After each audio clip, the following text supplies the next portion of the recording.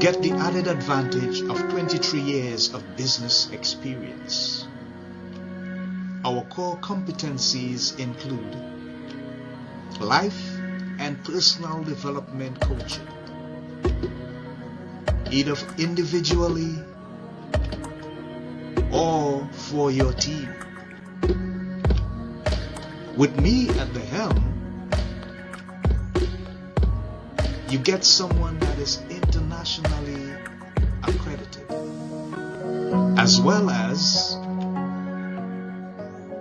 internationally recognized and awarded. So whether it's a conference, seminar, workshop, or a retreat, we will write your speech, execute it with precision and value to influence your audience and deliver your core message. We specialize in leadership, communication, and teamwork. In the end, everyone is happy.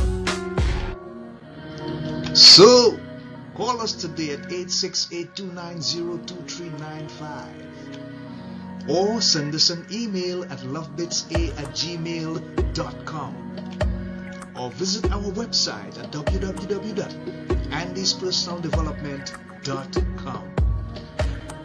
We thank you in advance for making contact with us as we seek to become your partner in health, happiness, and prosperity. See you soon. Bye for now. Go check out Andy's Personal Development Live.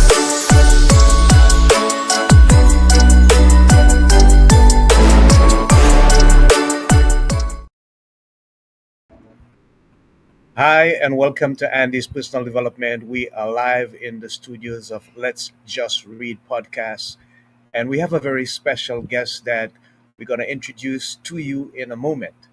His name is Dr. Rob J. Wolf, and this episode is entitled Redemption of a Holocaust Survivor. We, of course, are going to look at a book that he has written entitled Not a Real Enemy. Stand by. We'll be with you in just a few seconds.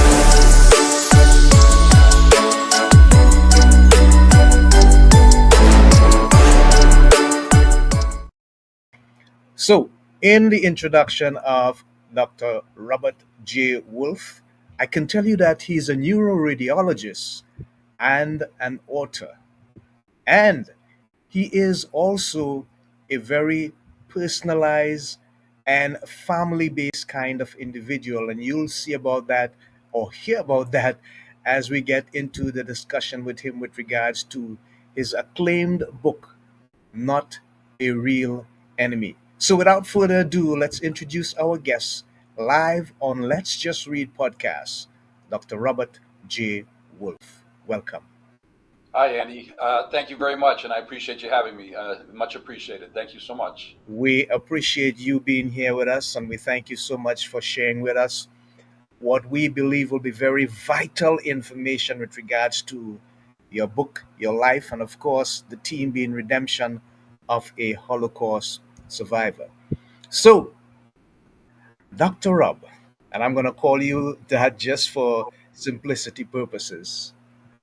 Why did you have this great desire, I believe, that in-depth desire to author the book that you have authored? And why did you name it the name that you give it? Wow, two great questions to start. Well, I'm still highly motivated to keep spreading the word and fighting the hate, fighting anti-Semitism. So that brings me to the history of the book. And actually, my mom and dad, of course, were survivors of the Holocaust, and we can talk about the details of all their harrowing times in the 30s, 40s, and 50s. But in the 70s, the 1970s, when my parents were finally established, after my dad came to Boston and having to redo his residency in OBGYN, they moved to Detroit, where there was a better job market. In the early 60s, he got established. By 1965, he had his final and permanent job. In the 70s, they wrote his autobiography, and they started with pencil and paper to typewriter to computer. Flash forward to 1997. My dad passed away, unfortunately. In Mhm. 2016, my mom passed away, unfortunately. Yeah. And a historian friend of ours from our hometown in Michigan handed me the story, the autobiography, which was as a disc. So I didn't think much of it at the time. I know I read the manuscript probably when I was much younger. Didn't remember much of it except his first escape. He had four escapes in all, but I Wow. remember his first escape. That was very harrowing. All of them were, but other than that, I didn't remember much about the book. So 2016, I didn't. I took care of mom's affairs. Then I decided to retire. I'd been part time since I was age 43, which I'm very grateful and lucky to be. But I decided to retire after mom's affairs were taken care of in 2017. In 2018, a radiologist friend of mine, I'm a diagnostic radiologist. I read x rays and ultrasound for a living. I used to do a lot more than that, but that's what I do now. But that's what he needed help with. So he asked me to help him out with a couple days a week, reading X-rays and ultrasounds out of their outpatient clinic in Michigan. So I did, and that's what brought me back to the disc. So it sort of summoned me, sort of like maybe this sounds corny, like Superman's kryptonite. The disc summoned me, and between cases, as a radiologist, we have two computers, one on the left, one on the right, with the X-rays and other images. So what I did in between cases was I loaded up the disc, and on the left was my dad's autobiography, and the right was my version of the biography, which I tried to do verbatim, basically turning first person into third person. So then, after the book was done, it took about a year, and then I moved down to Florida while I was trying to vet and reach out to agents and publishers with very little success. So then, but I was determined to still get this book published, and I showed the book to a few beta readers, and one beta reader from Maryland, a friend of mine, had a colleague, Janice Harper, who was my co-author. So she introduced us, and Janice took another year and change, and turned the book into something really special. She turned it into more than just a biography, which was point A to point B to point C. Rather, it was parallel stories, converging stories, conversations, and letters to and from home, with lots of twists and turns, but all based on my dad's memoirs, all based on my dad's own autobiography. I swear my parents did this knowing that I would do this currently, and don't we hate it when our parents are right, especially when we're young teenagers. So that's what happened. So Janice and I, she finished the book, did her homework, a lot about the Hungary, the culture. She really did the book justice. And then we really select a few agents and publishers, and literally bottom of the ninth, shoestring catch, we picked up Amsterdam Publishers in 2022, who took the book on, and so it was published through them. Very grateful for that business. They they're in Amsterdam, the Netherlands, and basically all they do is Holocaust and Holocaust related books. So this is their genre. And of course, this is more than that because it covers communist Hungary and the Hungarian Revolution, and obviously my dad's point of view through all of it. So I'm very fortunate to have this book out. So now we're talking. The book was released about 18 months ago, maybe a little bit less, and we're still working hard on fighting anti-Semitism and telling people about my dad's life story, often harrowing story, and trying to compare to all the terrible times that are going on currently in this world, and how people don't realize that history repeats itself and we're living it again. And not only in Israel and Gaza, but also in the Ukraine. Very, very similar stories. And unfortunately, both wars are still ongoing. I'm sorry, I hope I said unfortunately, both are still ongoing. Yeah. The Hungarian Revolution, and specifically, was only about 2.5 weeks, but it was terrible enough, and it's all included. So it's a biography by my dad. It's a history, a book about little-known Hungary from World War I all the way to the end of the Hungarian Revolution in 1956. And it's an adventure because there are quite a few adventures, not only the escapes, but cloak and dagger stories, arguing with armed Russian soldiers, twists and turns, and the whole background, the whole idea of anti-Semitism in the background. My dad made it quite clear what the message was in the book, in the backdrop, and so it was easy to run with. It was very self-motivating. The story was so amazing, but the message is within also. So here we are. Yeah, wonderful. Thank you for sharing. Um, I'm getting a slight feedback. Oh, it's gone now. Okay, so what happened is I that forgot to. I'm sorry. I forgot to answer the other question about the title. But you want me to do that later, or how do I? I hold on a second. What I'm thinking about is okay, good. It sounds pretty good now. What I was thinking about is that you sound very much, Dr. Rob, as a student of history. And I know that that is very instrumental because of your profession as well. As you mentioned before, you're kind of a perfectionist. What I would like to know here is what personal impact did that information, when you read about it, had on you, and what lessons did you gain as a result of going through the transcript and reading it from your father's handwriting? I mean, it was handed down to you in that manner, but what impact did it make on your life? What lessons did you gather from the experience? Well, the lesson that I'm trying to share that hit me initially was how good we have it in the free world, how good we have it in this country, and how not to take it for granted. Don't take things for granted. We have freedom of speech, freedom of religion. We're able to come and go as we please. We're currently, fortunately, not in war. And seeing everything that my parents went through and how they got through it without PTSD and going on to live normal and very, very productive lives, it was inspiring to me. It was really an inspiring story, and that's what I felt when I read it. That I can't leave it on a computer or a disk. This needs to be shared with everybody else because I think that people like me will put themselves in my dad's place and realize that what happened to my father and even my mother to some degree could happen to any one of us under certain circumstances, whether it's a bad neighbor, a bad business deal, a local government, a national government, or a foreign government, or even things like a national or a natural disaster could cause any one of us to end up on the run, homeless, begging for food, looking for food, and in some cases being hunted down. Yeah. So I'm gonna go back to the title in a little bit, and I'm gonna share a couple pictures with you. But I want to look at the fact that your book has been described as critically acclaimed.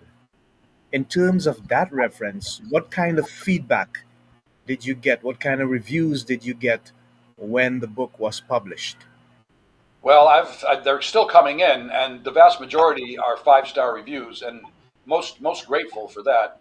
The book has won four awards, and I mean, I'm not seeing. I don't know if my video is going to show it that well, but the book has won four awards, and I'm very humbled and blessed and grateful for that.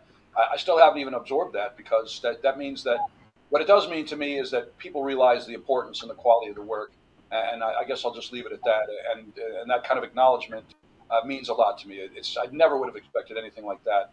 Also, the testimonials on the back cover were by three professors who are all Holocaust experts, and one of them is in Israel, Monty Penkower. And when I visited Israel last year, where I never felt safer, by the way, I Oh, I took him and his wife to dinner, and we met, and he wrote a really fantastic testimonial. Another one was written by Michael Berenbaum out of the AJU in Los Angeles, and he is another expert. He worked with Steven Spielberg in the Shoah movie, which, going full circle, my mom participated in that movie where they interviewed hundreds and even thousands of Holocaust survivors. So, right. quite an honor having those gentlemen do those testimonials. The third one was Ed Westerman from Texas, and I hope to meet him someday. I hope so. The other thing is, I just returned from, I did a 2-day book signing at the United States Holocaust Memorial Museum in Washington, D.C. That is really quite an honor. I mean, I don't even know what to do with that as well. It's just, it was a blessing and it was a great experience talking to kids, talking to their families, and teaching them about fighting anti Semitism, fighting racism and hate, genocide. The theme was there, and such a receptive group of people, all these travelers and visitors to the museum. It was so heartwarming to be able to talk to them and realize that there is hope for this country. There is hope for people. And they weren't just from the United States. The visitors were from everywhere, Australia and Canada and Germany, the Netherlands, England. Fantastic array of people, really diverse. And this is just in a few hours over 2 days. And then I write the gentleman, Paul, from the museum, a thank you note a few days later, and he says, "You're invited to come back again anytime." and that I can't describe that. There's no description for that. How special that is. It puts a lump in your throat. So those are some of the accolades. I mean, I don't want to blow my horn or blow the horn about the book, but I think that instead of me getting recognition, because I did the work, but so did my parents, of course. I really want my dad's story to get the recognition because it's what's in the story, it's what's in the tales and the messages that's what's important. And I think someday it'll happen, but it's a long process. It's a marathon, and with whatever happened in October 7th, that makes it a little bit harder. My slippery slope went from like this to like this. So, but that I love the challenge. That makes it even more interesting or more motivating. Yeah. Okay, so I'm just gonna share this video with you. Hi, I'm DrRobJWolf, and I'm the author of a biography about my dad called Not a Real Enemy. It's Schindler's List meets The Great Escape, and it will appeal to the 17 million Jewish people worldwide, as well as history aficionados and biography lovers throughout North America, Europe, and elsewhere. Not a Real Enemy tells the epic and harrowing true story of my father's multiple escapes from forced labor camps in Nazi-occupied Hungary, then living under communist rule and eventually escaping to the United States, where he became an OBGYN and delivered over 50,000 babies. Set against the backdrop of one of the least known chapters of the Holocaust, the book chronicles a young man's transformation as he confronts anti-Semitism, cruelty, kindness, despair, and hope in his journey toward freedom. I have a dedicated social media following of over 30,000 people and growing, as well as an experienced marketing team to increase our potential audience. Inspiring and eye-opening, Not a Real Enemy has the power to touch many lives. Hey, what I'm impressed about the most is the research and the pictures that brought to life the thing that you're trying to say to the world, a message that not you're trying, that you are saying. It's a message, it's focused, it's potent, it's from you, and it's personal. I get that. How challenging was it, Dr. Rob, to do the research that you did and get all those pictures and just put everything together? Because it was really impressive. I appreciate that. That was one. So that video was one of about 4 or 5 that we've done down here in Southern Florida. The last one is my favorite. It's a 60-second spot, and if anybody wants to watch that, it should be on my website and my YouTube channel. I haven't checked recently, but that was the very first one that we did, and that wasn't even out in print yet. And you are right; it was hours and hours of research. I mean, I didn't. I thought. I mean, I'm a history buff, but I funneled my history interest into my parents' background. The history is so diverse, so much to it. You become a professional historian, and then, like radiologists, they have subspecialties. Some are historians about Vietnam, some are World War II, some are historians about Africa, whatever. So I funneled my interest into what my parents went through, and just found photographs and videos, and I got a lot of help from my team. The gentleman who designed my website did some homework too, and we've got a few videos posted about Hungary in World War II, as well as the little-known Hungarian Revolution in 1956. The videographers, it turns out that after my dad passed away, my mom had a boyfriend of 13 years down here in Florida, and unfortunately he passed, and the year before my mom did. But essentially, his daughter was my sister. She became my stepsister, and she's down here with me. So when I moved down to Florida, I came down to this area. Well, her son, John, runs a video studio, and he's very good. And he and his colleagues help me do these videos. So, and they know what they're doing as far as, so the video is really good quality and really professionally done. I also did the research about the details of the politicians, the numbers in the wars, on and on and on. And then Janice, my co-author, when she took over the project, she also did her own homework. She called Hungarians, she talked to historians, she read up on Hungarian culture and music. And the way my parents described sights and sounds, the way the radio was, the way the table was set, the brutal cold when my dad was on the run, we went with that part. We went with his subjective point in addition to turning the book into a history book. So not only she did her history, but also we queried several historians after the book was out and ready to be published officially, including a Peter Black, who's a professional historian, and he's retired from the United States Holocaust Memorial Museum. And so he actually reviewed our history, and we tweaked it and made it so that it was accurate, that everything was accurate in the book. Also, Michael Berenbaum, who I mentioned earlier, the professor, He had made some corrections too about the history, especially Auschwitz, and that's what we did. So yes, many hours of work, many hours, and but a labor of love. I enjoyed doing it, and like I said, my parents did this project themselves, like knowing. I mean, just for me, they probably just left it to me, but they knew that I was going to do this. Gosh darn it, Yeah. did. Wow. Hats off to them and hats off to you. So we're just gonna get back to the actual naming of the book. And I'm gonna share on my screen in a minute what we are actually looking at in terms of what the book looks like. There you go. And how did you actually come up with the theme, not a real enemy? What give you that inspiration? Well, I'll tell you what, it's such a great question. So, and I'm sorry I didn't answer it initially, but I guess I was a little bit long-winded on the first part of that question. The my initial title for the book was the Hungarian Papillon, the Hungarian butterfly, after Papillon, who was the well-known escape artist from Devil's Island, since my Right, dad was a multiple escape artist. But my co-author, she kind of she didn't she admonished me of that because first of all, the book's not just about the escapes. The book's got a lot of other components to it and other adventures, but not all about escapes. But right. and second of all, the younger reader would not understand the reference to the Ah, Papillon Hungarian. So yeah. she put that down. Another one I had in the back of my head, and actually it was going to be the Hungarian Papillon colon Dad's story. And she said, "Well, Dad's story, everybody writes that, and there's nothing really too special about that." So the true story of a Hungarian Jewish man's fight for freedom's got more. It's got more power to it. So Yeah, yeah.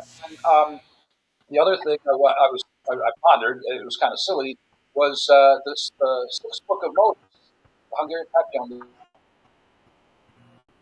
the sixth book of Moses, because there's only miracles in the book. It may as well like books, there's Bible, Testament, and so it's a little bit humorous. But my dad's Hebrew name was Moshe, Moshe ben Yosef, so Moses, son of Joseph, Son of and Joseph, yeah. so Moses was Moshe, and that's why I thought that title. But not a real enemy. The theme of my dad not being a real enemy resonates throughout the book because he's always on the run, always just fighting just to survive. And but what happened was it's also a chapter. It's a title in a chapter, and in that chapter, the night before my parents escaped from the country from Hungary, my dad's risk tolerance at this point, this is his fourth escape now, was his tolerance was so high that he snuck into the medical center, snuck into the medical staff office, security guards, and took his own dossier and what the communists, what the Russians had to say about him. And they described him as not a real enemy. In their arrogance, they thought my dad was really not a real enemy because all he really focused on was his medical work and medical practice. He wasn't a communist sympathizer, but he wasn't a real enemy. That's how they described him. But in the end, he and my mom did not buy into Nazi Hungary or communist Hungary at all. They stayed quiet about it, and they survived through it all. They loved Mother Hungary, just as they were loyal and they're good citizens and grateful and patriotic to Israel and the United States. But they were not loyal to the Nazi and communist republic. And Yeah. since they left the country, my mom was 13 months away from graduating medical school, and they were both frontliners in the Hungarian Revolution in 1956. And by then they had had enough, 2 wars and countless persecution against the Jews. So they left, and the country lost 2 good people that my mom would have been a doctor too.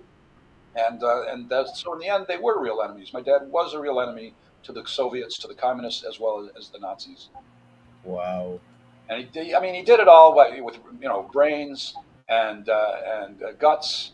No knives, no fisticuffs, no guns, just intelligence, wisdom, integrity, and just the will to survive. And in the end, he was a real enemy. So Yeah. that's why my wonderful co-author said that we got to use this instead, and that's where we went. Wonderful. So are you doing a book talk here? I'm sorry. Are you doing a book talk here?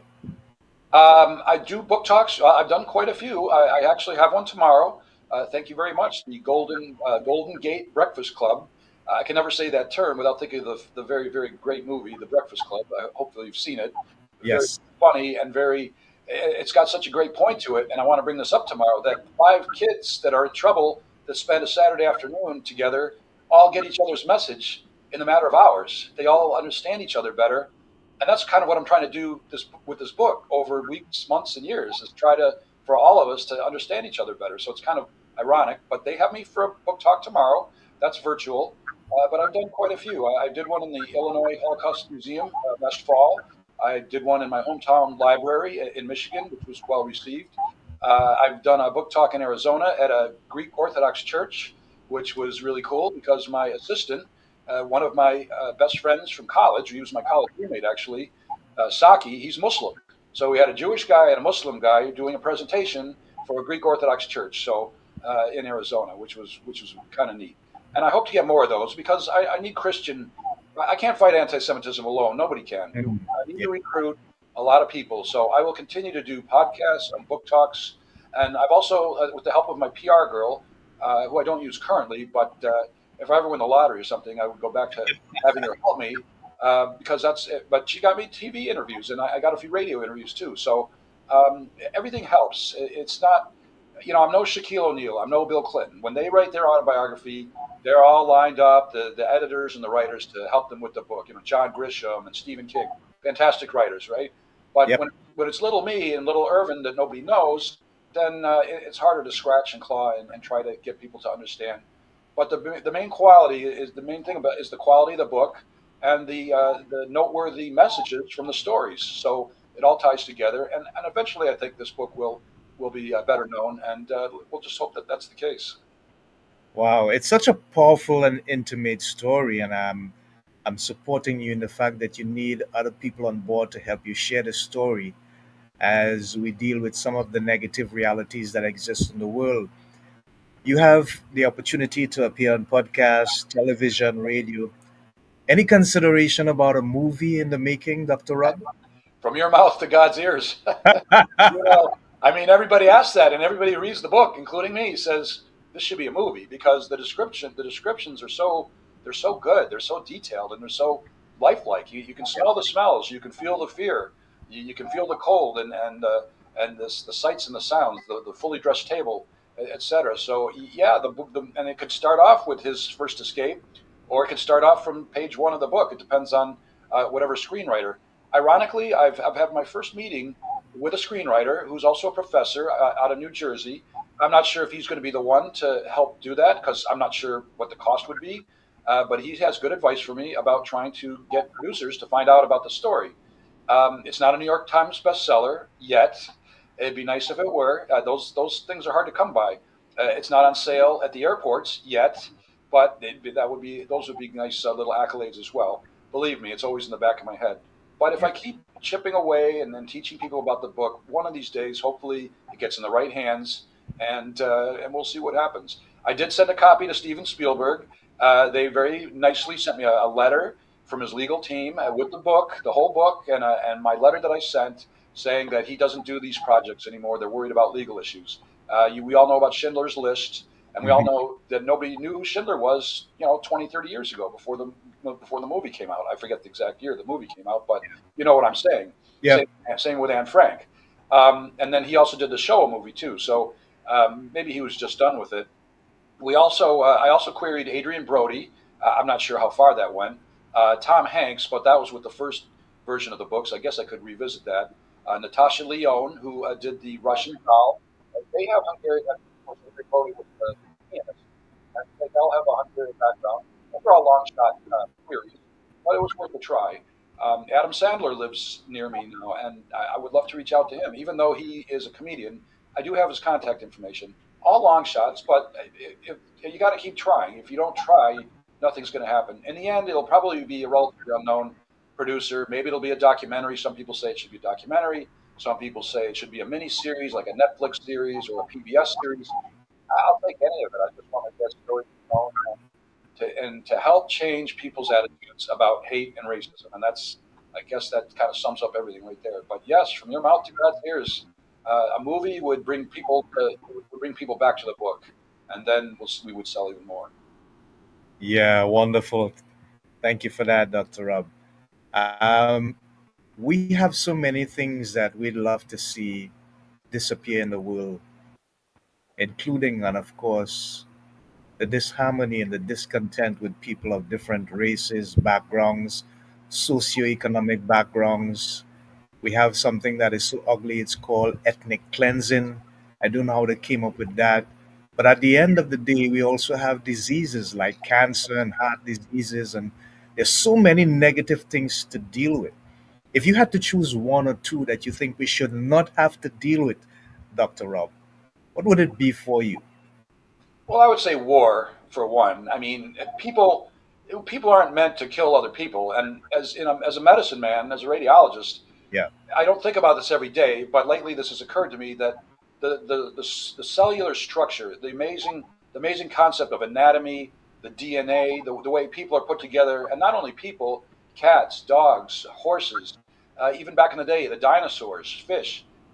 It's life, and life is life. Life is precious. Life is short, and so for me, war would be the number one thing. I mean, if we all could live together in peace and without all this malfeasance, as somebody along this journey told me once on social media, all our silliness, all our malfeasance as humans have set us back about 400 years. We have drones now, but as far as I'm concerned, we should be in the Jetsons age, flying around in drones, saving tons of time and Yeah. gas and inefficiencies with traffic with that. But we're not there yet. We should have domes where we can protect. Israel has sort of a missile defense, but every country should have that. That was sort of a Twilight Zone episode way back in the day. The concept of, and a Ronald Reagan concept where we had full protection, and so we couldn't be invaded by any other country, and it would be fruitless. So we all put our rifles and guns down. Unfortunately, in this country and others, we still have murder and other crimes that happen within our own country every day. And I can't cure everybody's issues, but war would be one start. War and crime would be, and then pestilence that would be the other one. Of course, COVID was awful. The whole coronavirus, just terrible. We relived flu from 100 years ago. Tuberculosis has been all but eradicated, but in some countries, of course, it still exists. HIV, we've improved in our treatment for that. Cancer, we still have a long way to go. But war would be the number one thing because that's something we can control. A lot of things I think are God-made or natural-made disasters or natural-made pleasantries, both. You know, we also have natural wonders in this world. But war is a man-made thing, sort of like taxes and inflation and interest rates. And I can go on and on. As another friend of mine used to say, it's not in the Torah. It's not in the Bible. This stuff just comes up and man invented it. But starting with war would be a good start. That, to me, that's a great question. Yeah, okay, great, wonderful. Thank you for sharing. We really appreciate that. So we're coming to the end of the episode, but I want you to share your information. I'm going to help you. I'm just going to put up some stuff here that's probably going to help people to understand how they can make contact with you if they need to have you to come and do a book talk, if they want to get your book or your story of the things that you have learned and experienced as a result of what your dad left. Just let them know how is the most effective way they can make contact with you, along with what we're currently seeing up on the screen. Well, I'm looking at my screen too, so I'm looking at two different spots. But Okay. I'll start with Amazon. I think Amazon is the most widespread, easiest way to purchase the book. I'm on social media across the board. Of course, that video was a while ago, so I now have about 45,000 contacts on social media, and believe me, I'd have more if I had more time to connect with them. But if you look on my posts, at least 3, 4, 5 days a week, it's something included about the book, links to the book, especially, and also on my landing page, links to the book. That usually takes you to Amazon and Barnes and Noble. But the book is also available at Walmart, Walmart online. It's available at least 10 Barnes and Noble bookstores around the United States, a few in California, Michigan, Massachusetts, here in Florida. And then it's at the Tufts University. That's also a new development. That it's at the Tufts University bookstore. That's my alma mater from college, from undergrad. But it's also now in the Tufts University library. And the gentleman who purchased that book for the library is named Saul Gittleman. He was the provost at Tufts and a long-standing professor who I took one of his classes 40 years ago. So talk about another great full circle. So he put the book on the shelves at the library, and he wrote an amazing review that I've posted recently, and I will post again sometime soon because it's a wonderful review from a very special professor. It's also available at the United States Holocaust Memorial Museum in Washington, D.C., and at the Illinois Holocaust Museum Education Center, where, like I said, I did a book presentation several months ago, and that was a very nice and well received presentation. I had friends from my family, long-standing friends from my family there, and the gentleman Raheem Thompson, an African American gentleman, wrote me a great LinkedIn recommendation. If anybody wants to look at that, so then on social media, I'm on Twitter, or X as it's called now. I'm on Facebook, now called Meta. I'm Rob Wolf on Facebook, but on Meta, my author page is Not a Real Enemy by Robert J. Wolf. I'm on Instagram as Robert J. Wolf MD. On X or Twitter, Good, at yeah. Robert J. Wolf MD. And LinkedIn, Robert J. Wolf. I really like LinkedIn. It's very professional. It's one of my favorite platforms to talk about the book with professional people and in a serious manner. You can also reach me by my website, which is robertjwolfmd.com, if you want to learn more about the book, a lot of videos, a lot of podcasts and TV interviews, and a lot of photographs and little blogs. It's a loaded website if you're interested in the topic. And the website will also take you to the link to purchase the book as well. Yeah, wonderful. Thank you very much. So we have had the pleasure of being in the company with Dr. Robert J. Wolf, the author of Not a Real Enemy. This episode entitled Redemption of a Holocaust Survivor, as he spoke lovingly and knowingly about his father and his mom's experience, as they would have experienced something very harrowing throughout the course of their history and their life. And the book is on sale at Amazon now. You can go check it out. The information on the screen. You can make contact with him as well and get that information, get that knowledge so that we can enlighten ourselves about this monster that we have had to face throughout the history of life for some people and others who would have escaped at some point in time. So until next time, this is Andy of Andy's Personal Development live in the studios of Let's Just Read, together with our special guest, Dr. Rob J. Wolf, saying so long, God bless, shalom, namaste. Bye for now, guys. Until next time.